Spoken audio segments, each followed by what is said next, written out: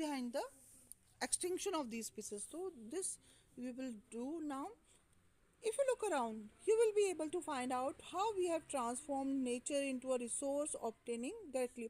तो हम देख रहे हैं कि जो नेचर है, तो वहाँ पर जो पहले जो फॉरेस्ट जो या वाइल्ड लाइफ जो थी पूरे हमारी अर्थ पर, वो अब कम होती जा रही है, डिप्लीशन हो रही है, कम कंटिन्यूसली फॉरेस्ट हमारे कम होते जा रहे हैं, वाइल्ड लाइफ भी कम होती जा रही है. तो greatest damage inflicted on Indian forest was during the colonial period. जब जो ब्रिटिश का टाइम पीरियड था, ब्रिटिश जो थे उनका राज चल रहा था इन भारत में. तो आपने पढ़ा था एट्थ क्लास में कि कैसे रेलवे रेलवे वगैरह के एक्सटेंशन के लिए जो स्लीपर्स थे, बड़े बड़े वुडन स्लीपर्स, उनके लिए कई फॉरेस्ट कट कर दिए गए और स्लीपर्स बिछाए गए रेलवे के लिए. तो उस तरह से और कई फॉरेस्ट को उन्होंने इंडस्ट्रीज एस्टेब्लिश करने के लिए भी उसको फॉरेस्ट कट किए, और इंडिगो वगैरह की प्लांटेशन के लिए भी बहुत सारे जो रेलवेज़ के लिए, एग्रीकल्चर के लिए इंडिगो प्लांटेशंस वाले, कैश क्रॉप्स उगाने के लिए, और कमर्शियल एंड साइंटिफिक फॉरेस्ट्री के लिए, और माइनिंग, और जैसे बिहार वगैरह झारखंड वगैरह एरिया में माइनिंग एक्टिविटीज़ के लिए भी उन्होंने बहुत ज़्यादा फॉरेस्ट को हार्म पहुंचाई. Even after independence, agricultural expansion और मोर एंड मोर एरिया, जितना भी ज़्यादा से ज़्यादा एरिया उसको अपने एग्रीकल्चर में कवर करने के लिए क्या किया, फॉरेस्ट रिसोर्सेज को बहुत ज़्यादा डिस्ट्रॉय कर दिया गया. Between 1951 to 1980 forest survey of India के अनुसार 26,200 square kilometer of forest area was converted into agricultural land all over India. पूरे भारत में 26,200 स्क्वायर किलोमीटर का जो फॉरेस्ट एरिया था उसको किस में कवर कर दिया गया, एग्रीकल्चरल लैंड में कवर कर दिया गया. तो now substantial parts of the tribal belt, tribal area जो ऊपर वाला जो एरिया है, जो अनटच्ड एरिया है, जो कि नॉर्थ ईस्टर्न और सेंट्रल इंडिया में, नॉर्थ ईस्टर्न उत्तर पूर्वी एरिया, और जो सेंट्रल मध्य भारत का जो एरिया है उसको डिफॉरेस्टेड कर दिया गया, डिग्रेड कर दिया गया. और वहाँ पर हम आपको पता है पहले कौन सी कल्टीवेशन मेथड यूज़ करते थे, जूम कल्टीवेशन मेथड करते थे, शिफ्टिंग कल्टीवेशन भी कहते हैं उसको, जिसमें कि एक लैंड को जो एक पर्टिकुलर पीस ऑफ लैंड है उसमें कल्टीवेशन एग्रीकल्चर की जाती थी, और कुछ एरिया जब वो उसमें से प्रोड्यूस निकल जाती थी तो उस एरिया को फिर बर्न कर दिया जाता था, और फिर नेक्स्ट एरिया में शिफ्ट जाते थे, वहाँ के फॉरेस्ट को कट करते थे, बर्न कर देते थे, और फिर ऐश प्रोड्यूस करके वहाँ पर एग्रीकल्चर करते थे. उस टाइप की स्लैश एंड बर्न एग्रीकल्चर थी. फिर ये शिफ्टिंग एग्रीकल्चर थी, मतलब एक प्लेस से दूसरी जगह, दूसरे से तीसरी जगह शिफ्ट जाना. तो इस तरह की एग्रीकल्चर टेक्निक जो थी वो फॉरेस्ट को बड़ा हार्म पहुँचाती थी, तो फॉरेस्ट उसे डिप्लीट होते गए, कम होते गए. Are colonial forest policies to be blamed? क्या कॉलोनियल फॉरेस्ट पॉलिसीज़ को हम ब्लेम कर सकते हैं? कॉलोनियल मतलब ब्रिटिश कॉलोनी. इंडिया किसकी कॉलोनी था? ब्रिटिश की. तो क्या जो ब्रिटिश की जो पीपल की जो पॉलिसीज़ थी उनको ब्लेम कर सकते हैं? तो हमारे जो एनवायरमेंटल एक्टिविस्ट हैं वो कहते हैं कि promotion of a new few favoured species. तो आपको पता है कि ब्रिटिशर्स ने इंडिगो प्लांटेशन पर भी बल दिया, उन्होंने कैश क्रॉप्स उगाई, रबर रबर जैसे, और साथ में टी. तो ये सारे एक पर्टिकुलर कैश क्रॉप को या इंडिगो को, नील की खेती करना, एक ही पर्टिकुलर टाइप की ऑफ जो खेती करना, और उससे colonial forest policies can be blamed for that. तो वो क्या करते थे कि एक पर्टिकुलर टाइप ऑफ प्लांटेशन करते थे फॉर कमर्शियली वैल्यूएबल स्पीसीज. ऐसी स्पीसीज ऑफ प्लांट, ऐसा प्लांट को उगाना जो कि कमर्शियली वैल्यूएबल हो, मतलब उससे मनी मिल सकती है.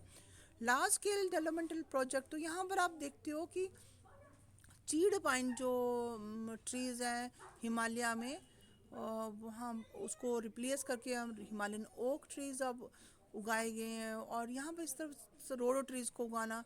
तो देखिए, large scale development project have also contributed significantly to the loss of forest. तो जो डेवलपमेंटल प्रोजेक्ट होते हैं, मतलब जैसे ऐसे प्रोजेक्ट्स जहाँ पर डेवलपमेंट के लिए काम किया जाता है, तो वो जैसे कि डैम वगैरह लगाना, और तो उस डैम वगैरह जब बना डैम्स की कंस्ट्रक्शन होती है तो बनते हैं डैम, तो लार्ज एरिया जो होता है जो भी रिवर के साइड वाला एरिया होता है, दैट कम्स इनटू द वो रिवर के जो वो हाइट बढ़ती है तो वो सारा एरिया जो होता है वो कवर हो जाता है, और फॉरेस्ट जो होते हैं उसके वो नष्ट हो जाते हैं वहाँ के।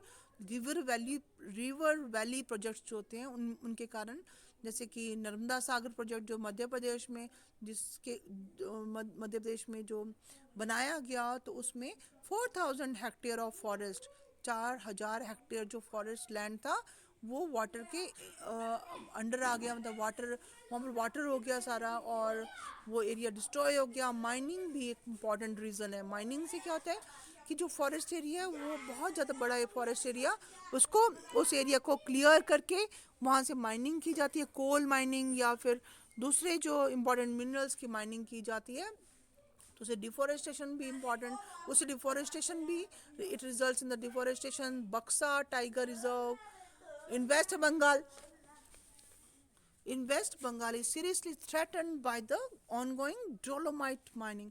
वेस्ट बंगाल में जो बक्सा टाइगर रिजर्व है, वहाँ पर डोलोमाइट जो मिनरल की माइनिंग होती है, तो उसके कारण क्या है, वहाँ के जो नेचुरल हैबिटेट है, जो रहने का नेचुरल स्थान है, प्राकृतिक वातावरण है जो कई स्पीसीज का, वो सारा डिस्टर्ब हो गया है। और migration route of several others, it block the migration route of several others, जैसे ग्रेट इंडियन एलिफेंट जो वहाँ से जाते थे, रास्ता जो था उनका, वो भी मूवमेंट बंद हो गई। तो उसके कारण क्या होता है कि वाइल्ड लाइफ स्पीसीज को, चाहे प्लांट्स हो चाहे एनिमल्स को, बहुत सारी डिस्ट्रॉयड होती हैं। Many Forester's and environmentalist hold the view that the greatest degrading factor behind the depletion of forest resources are grazing and fuel wood collection. grazing क्या होता है, जो कैटल्स होते हैं या जो भी एनिमल्स जो कि घास खाते हैं, तो उनको वो चरते हैं उस लैंड पर, तो क्या होता है कि वो लैंड जो होता है उसकी जो घास होती है वो खा लेते हैं, तो उसका जो वाटर होल्डिंग कैपेसिटी होती है सॉइल की, सॉइल अपर लेयर वो रिमूव हो जाती है, और फॉरेस्ट भी रिमूव, फॉरेस्ट को बहुत ज़्यादा हार्म पहुंचता है। और साथ में फ्यूल वुड को कलेक्ट करना, मतलब जो जलाने की लकड़ी भी फॉरेस्ट से लेना, उसके कारण भी फॉरेस्ट डिस्टर्ब हो जाते हैं। तो यहाँ पर देखिए, forest ecosystems are repositories of some of the country's most valuable forest produce. आपको पता है जंगलों से हमें बहुत सारी प्रोडक्ट्स मिलते हैं, वुड मिलती है, आप जिससे फर्नीचर बनाते हैं, इम्पॉर्टेंट मेडिसिन्स मिलती हैं, फ्यूल वुड मिलती है, जलाने की लकड़ी, और साथ में इम्पॉर्टेंट मेडिसिन्स, टिम्बर, साथ में आप देखिए तो टर्पेंटाइन वगैरह जो, और इम्पॉर्टेंट ऑयल्स वगैरह, रबर वगैरह, ये सब फॉरेस्ट से मिलता है। तो आपको इनका ये रिपोजिटरी स्टॉक है एक बहुत ज़्यादा। तो ये कुछ एरिया जो प्रोटेक्टेड होते हैं, ये प्रोटेक्टेड एरियाज रखे गए हैं, रिजर्व कर दिए गए हैं फॉरेस्ट, ताकि कि जो वहाँ पर इनका एक्सप्लोरेशन नहीं हो सके। एक क्वेश्चन नॉर्मली आता है हिमालयन यू के बारे में। हिमालयन यू, YEW, ये है मेडिसिनल प्लांट। कई बार हमें लगता है कि ये कोई एनिमल का नाम है, Himalayan you, YEW। Himalayan you Texas वाला चियाना इज़ अ मेडिसिनल प्लांट, इसको आप टिक कर सकते हैं, ये बहुत इंपॉर्टेंट है। मेडिसिनल यू, ये हिमालयन यू एक मेडिसिनल प्लांट है, ये पौधा है। ये कहाँ पर होता है, हिमाचल प्रदेश में होता है और अरुणाचल प्रदेश में होते हैं। और इसमें से टेक्सोल निकलता है, टेक्सोल एक केमिकल निकलता है, taxol chemical, it comes from the extracted from the bark, needles, sharp needles होते हैं, ट्विग्स, टहनियों से और रूट से मिलता है, और इससे कैंसर की ट्रीटमेंट होती है, कैंसर की एंटी कैंसर ड्रग बनती है। और ये बहुत ज़्यादा डेंजर में है, थ्रेट में है, क्योंकि लोग इसको यूज़ कर रहे हैं हिमाचल प्रदेश, और बहुत ज़्यादा कट करते हैं फॉरेस्ट को फॉर दैट। तो हिमालयन यू, इस पर क्वेश्चन नॉर्मली आता भी है, आप लोग you must have to remember this, okay, आपने इसको माइंड में रखना है। तो यहाँ पर हम नेक्स्ट, अब कंजर्वेशन हम नेक्स्ट टाइम पढ़ेंगे, okay, conservation of forest, this is all.